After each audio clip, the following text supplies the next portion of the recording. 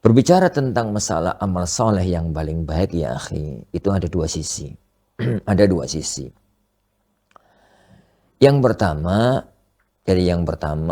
kalau kita bahas dari sisi umum. Yang kedua, kalau kita lihat dari sisi personal, orang per orang. Kalau kita lihat dari sisi umum, maka banyak kriteria untuk kita bisa mengklasifikasikan sebuah amal soleh. Contoh, secara umum.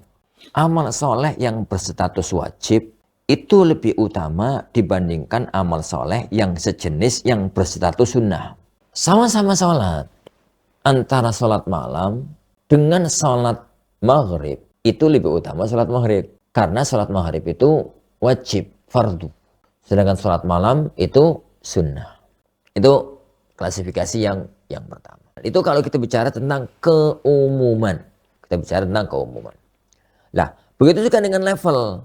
Ada amal soleh bagaimana juga misalkan sholat lebih utama dibandingkan dengan puasa. Begitu yang lainnya. Itu kalau kita bicara secara umum, amal soleh yang paling utama.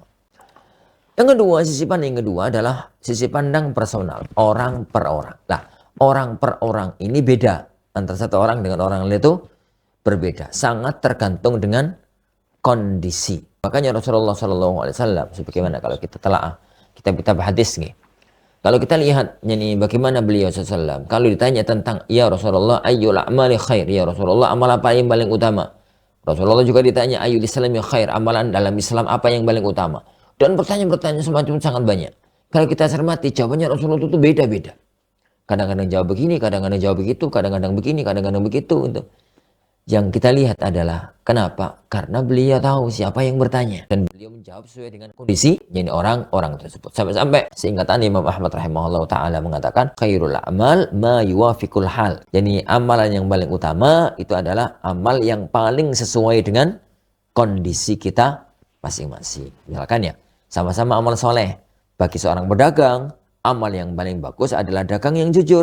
Bagi seorang pejabat, amal yang paling soleh adalah menjalankan amanat. Jangan sampai berkhianat terhadap amanat jabatannya.